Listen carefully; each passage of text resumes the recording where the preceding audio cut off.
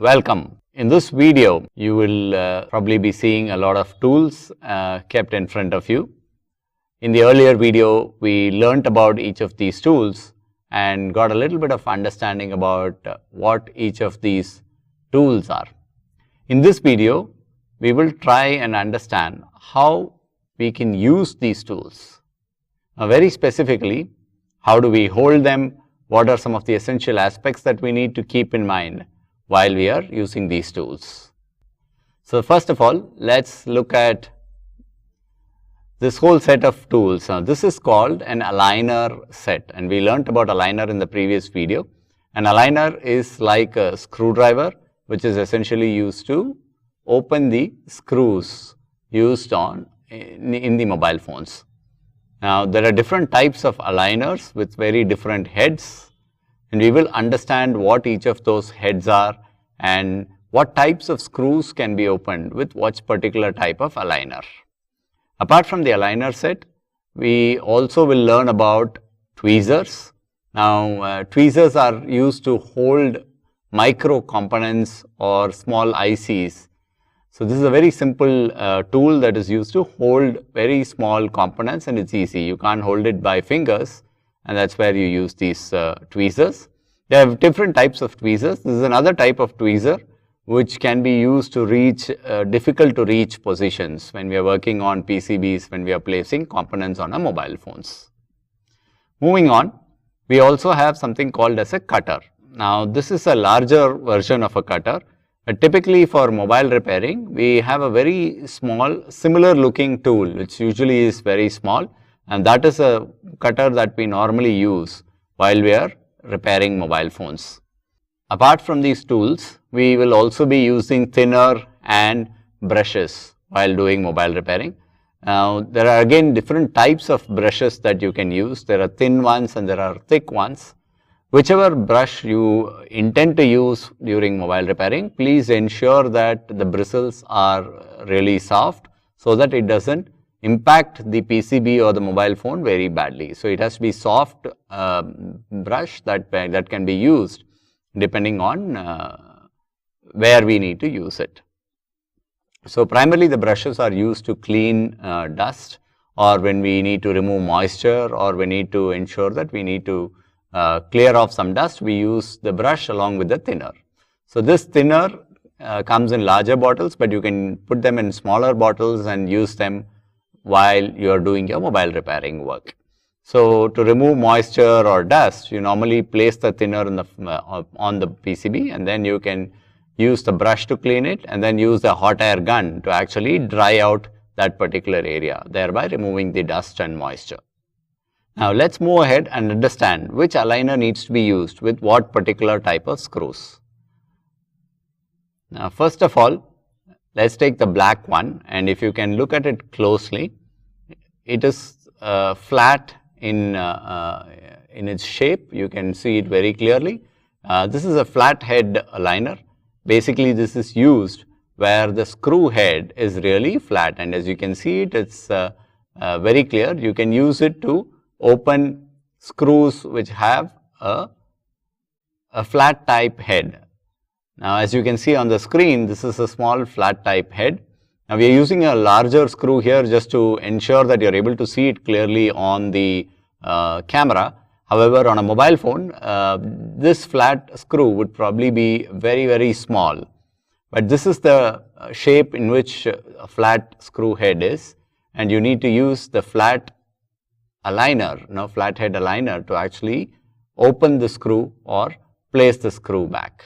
Now, you must ensure that whenever the screw needs to be opened, you use the right kind of aligner, no matter what the situation is, because if you use a different kind of aligner, the screw head could be affected, and it can create problems there.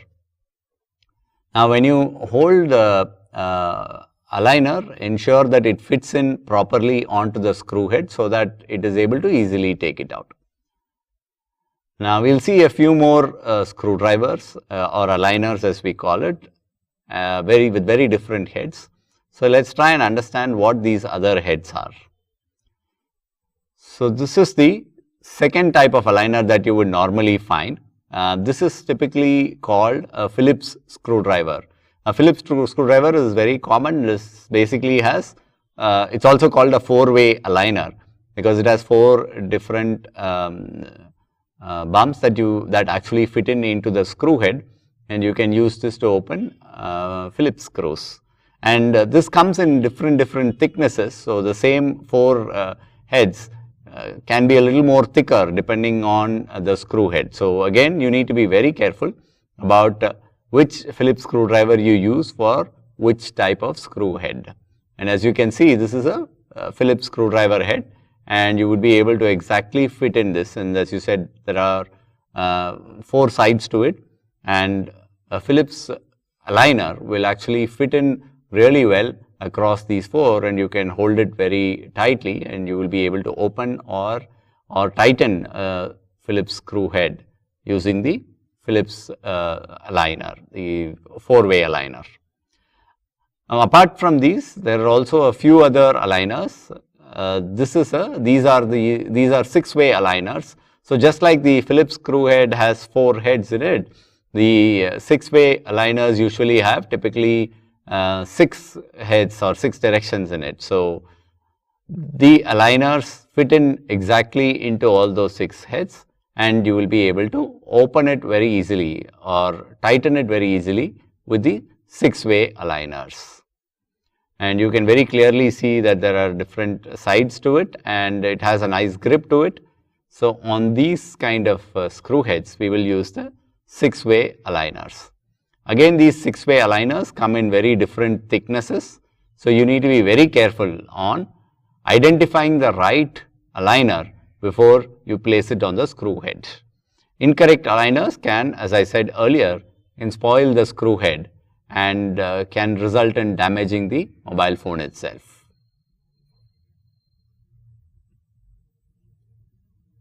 Now let's go ahead and try and understand how we use this on an actual mobile phone and how we need to remove these screws on a mobile phone.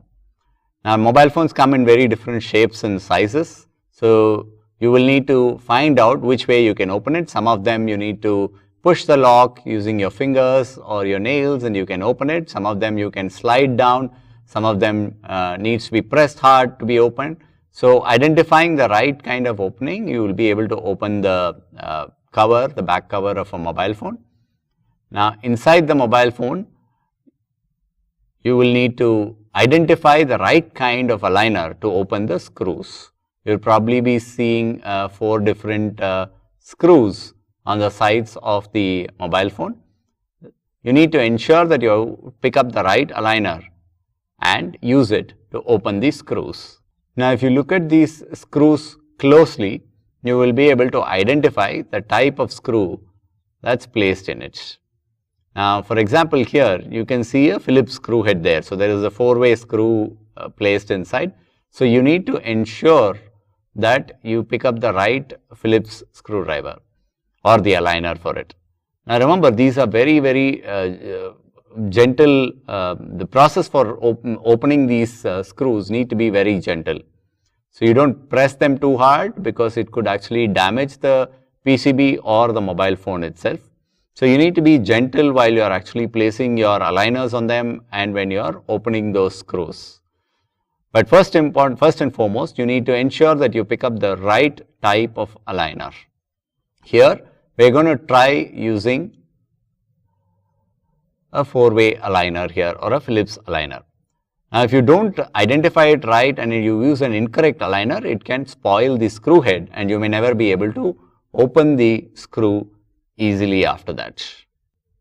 So we picked up a 4-way aligner now, the Phillips aligner. We are going to place it there and try and slightly press it and turn it around, and you will be able to see how we are able to open the screw very easily. So it's a very simple process, but you need to handle it gently, not press it too hard or force the aligner on top of the screw, and you would be able to see how easily you are able to remove the screw from the mobile phone. Now we will try and look at another mobile phone and see how we can open a screw on this mobile phone. Now here you probably see a 6-way aligner. Now you need to ensure that you use a 6-way aligner to open this screw. You cannot use a flat screw, a flat aligner, or a Phillips screw aligner. If you use them, they can spoil the screw head and you will never be able to remove the screw properly. Apart from these, if you use an incorrect aligner, it can even spoil the body of the mobile phone, and it can really have a bad impact on the mobile phone also. Now, you must also remember, as we earlier said, that you need to identify the right thickness of the 6-way aligner that fits in. Alright. So, you could try and place some of these aligners and check whether it is able to hold on tightly. If it's able to hold on tightly, then use that aligner to open the screw. If something is not fitting in, don't force fit it, because as I said earlier, it could spoil the screw head and it can even damage the mobile phone. Now, once you have the right fitment or the right aligner of the right thickness, it will fit in very well, and gently you will be able to open the screw from its position, just as you are seeing it on your screen. So, even in the hex or the 6-way screw aligners, the thicknesses differ, and you need to ensure that you use the right thickness while opening these screws. So, for example, if you have a mobile phone that's come for repair, it is always recommended that you don't keep it in your hand when you are unscrewing or working on it, because your hands could be unstable and that could result in the mobile slipping from your hand. So, it's better that you place it on the table. A little while ago, we kept it in the hand and opened the screw just to ensure that we are able to capture it on the camera. But when you're working on actual mobile phones, please ensure that the mobile phone is placed firmly on the table or the work area, and place the aligner right on top of the screws in a straight way. It should not be tilted, because if it's tilted, your screws might not go in properly, or they might get stuck in very different directions. So, ensure that you hold the aligner straight to the screw and gently turn it for opening or tightening the screws. Now, as you can see, very lightly, if you place it and turn it around, the screws will automatically come out. Now, remember, when you keep it in hand and do it, it's also possible that you might hurt yourself if the aligner slips, and therefore it's a safety hazard. So, whenever you need to work on mobile phones, always ensure that you place them on a firm area like a table or a work area, and only then try using the aligners to open these screws. Now, one of the other things that you must remember is, after you remove the screws, you need to be careful on where you place it. If you place it randomly here or there, you will have a lot of stuff on your working table. You might even lose the screw, and it might be very difficult, and that's where we use something like this. So, you keep a magnet. We have used a speaker which has a heavy magnet at the back. So, use that to ensure that you are keeping the screws safely in a particular place. This will ensure that you don't lose the screws, and you are able to get back the exact screw and put it back on your mobile phone after your task is completed. Now, let's try and understand how we use the tweezers. But before we get to the tweezers, we need to also understand another important element, which is the thinner. We have seen the thinner in the previous video also, but it's important. Let's try and revisit how thinners need to be used. Now, here we have a PCB which has a lot of dust or dirt in it.